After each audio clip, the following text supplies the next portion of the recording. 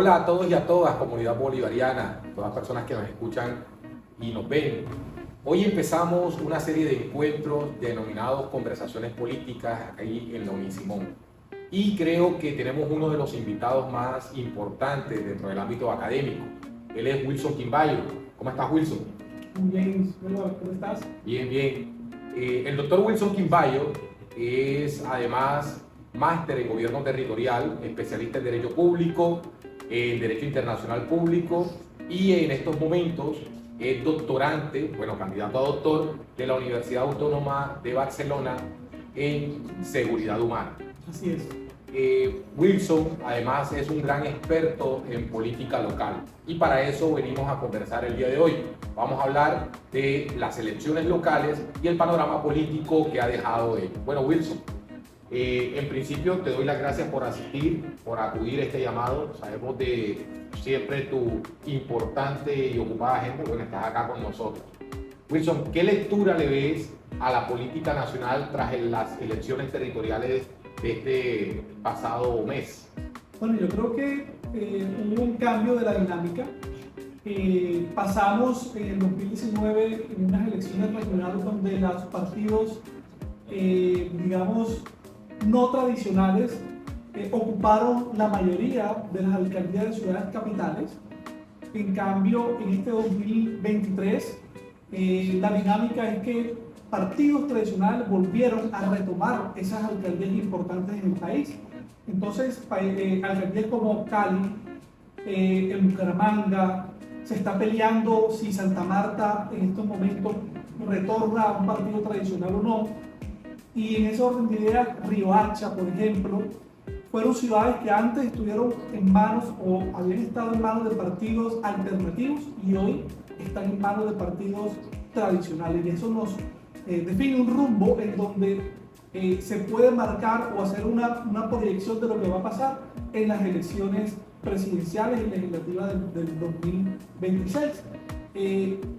En el 2019 ganaron los partidos mayoritarios y hoy tenemos un presidente de la República que viene de un sector alternativo, primer presidente de izquierda, y esa dinámica volvió a tornarse o a girar de una manera distinta en estas elecciones de 2023.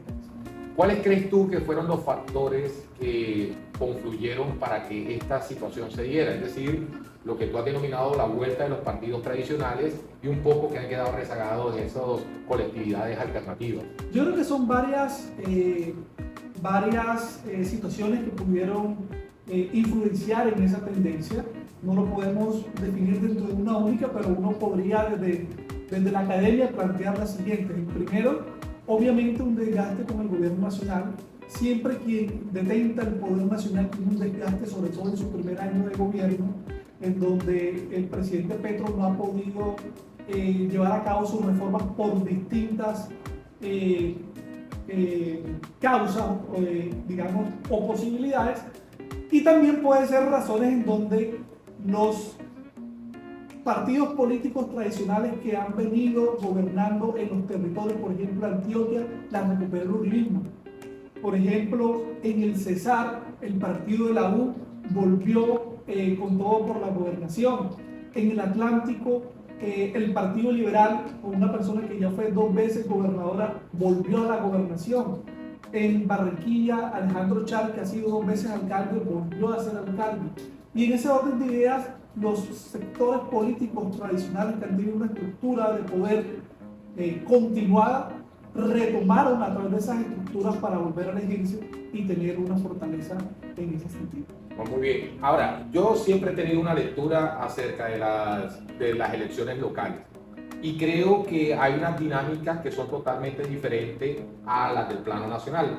Toda vez que, por ejemplo, hay factores que impelen el voto de las personas, el comportamiento electoral no es lo mismo.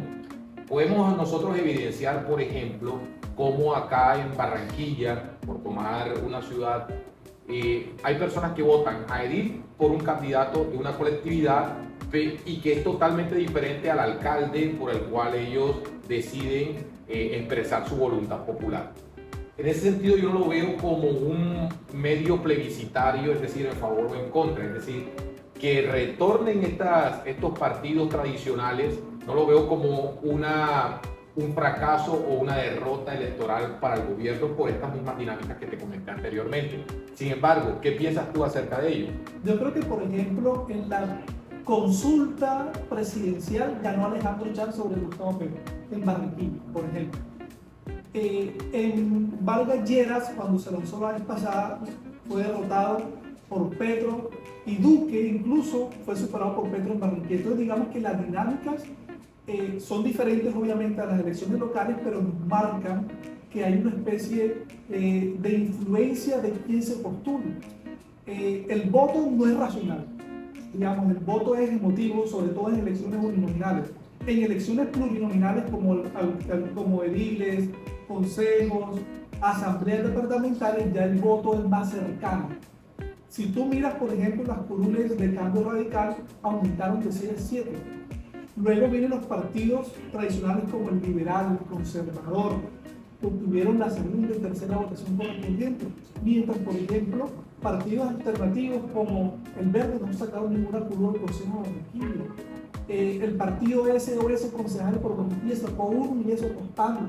El Pacto Histórico también logró uno y raspando. Entonces, digamos que las dinámicas obviamente son diferentes a las locales y nacional, pero nos muestran que depende de quién sea el candidato. Por ejemplo, no hubiera sido lo mismo que Alechar no fuera el candidato, Sí. si no fuera alguien cercano a la familia de Char, y la dinámica hubiera sido totalmente diferente. La estrategia del Big Bang, o te subes al gran vagón o te quedas. Y en ese orden de ideas también marcó eso.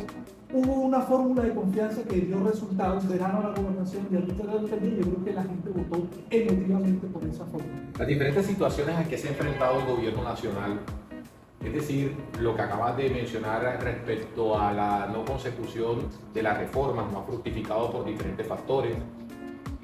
¿Crees tú que hacen posible un retorno de partidos de derecha o incluso de centro derecha o alejados? Porque vemos también que hay dentro de la misma izquierda una disidencia frente al gobierno del presidente Gustavo Petro. ¿Crees que es posible alejarse o distanciarse indiferentemente de la ideología del actual presidente en las próximas elecciones?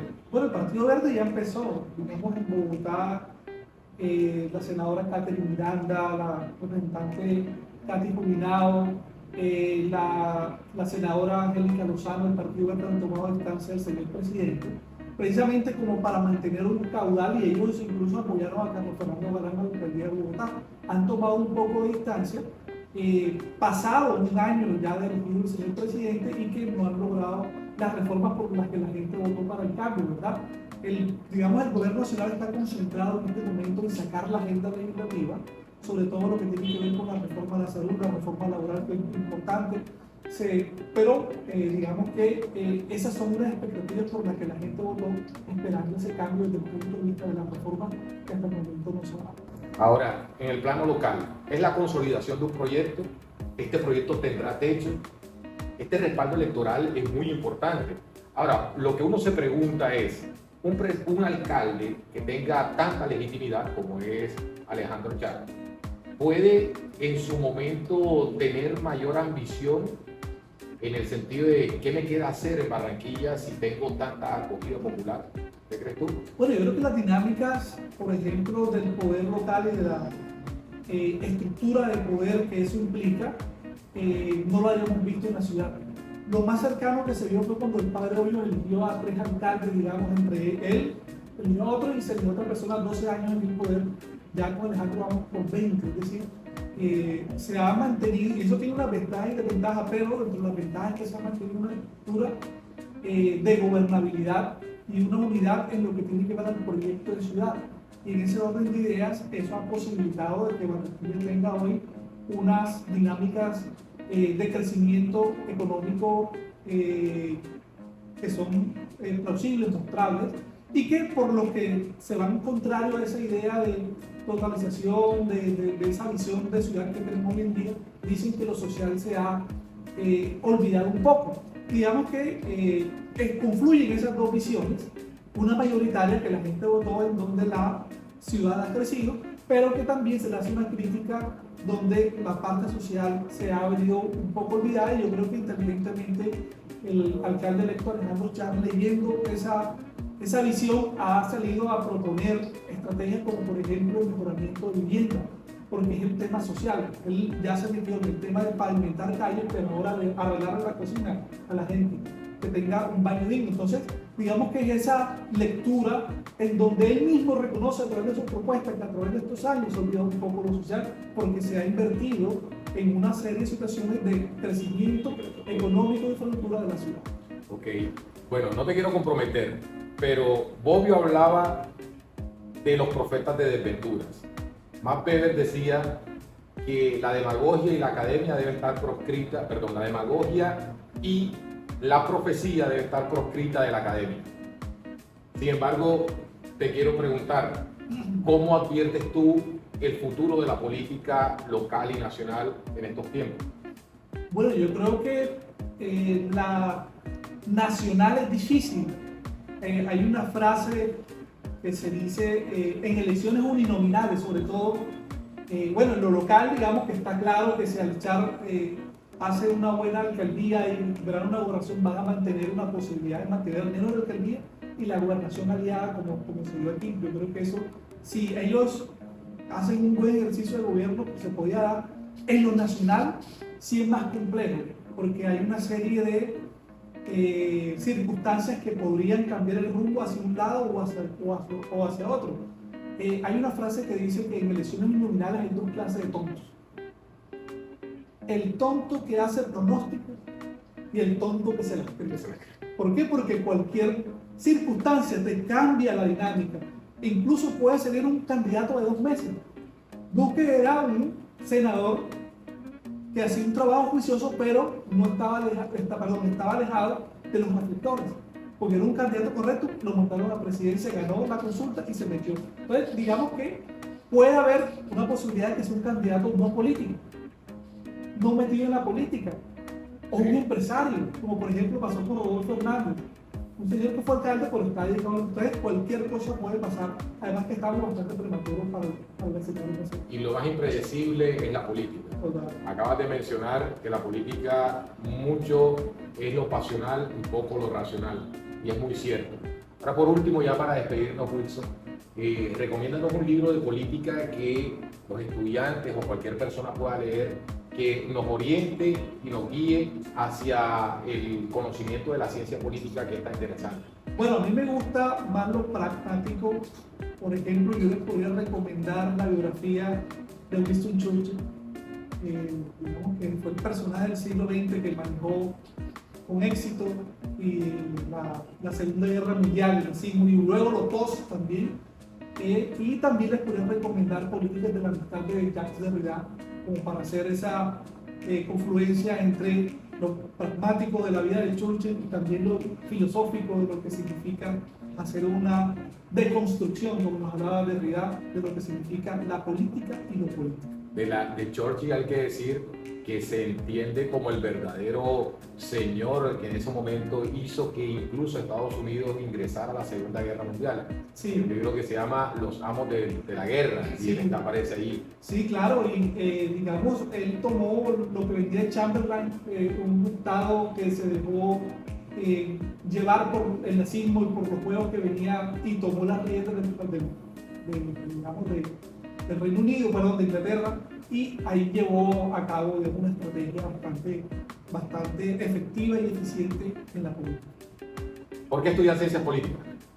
Yo creo que hay que estudiar ciencias políticas porque entre más conocimiento tengamos de lo que es la política y lo político, vamos a ser más eficientes en lo que tiene que ver con la aplicación de políticas públicas, con la generación de resultados a corto o mediano plazo en la administración pública. Necesitamos más técnicos en la política, necesitamos menos discursos demagógicos, como tú decías ahorita, y políticas públicas estructuradas desde la ciencia. Por eso hablamos de una política científica, ¿verdad? La ciencia política y el gobierno, porque lo que implica la formación del politólogo es que se haga una ciencia a través de la formación política, y la política entendida no solo como el poder público, sino también desde el ejercicio de la esfera de la política de las relaciones sociales. Y en ese orden de ideas, digamos que en esa esfera, la Universidad Simón Bolívar está aportando, Eduardo, contigo, una persona joven y con todas las ganas y toda la preparación a que esto sea un éxito del programa. Ok, bueno, ya ustedes acaban de ver, no pudo haber sido mejor el invitado, nuestro primer invitado. Gracias, Wilson, por venir, por estar acá. Y en la caja de comentarios establezcan ustedes qué tema quieren que tratemos e incluso a qué profesor quieren que invitemos. Chao a todos, somos Político Unisimón.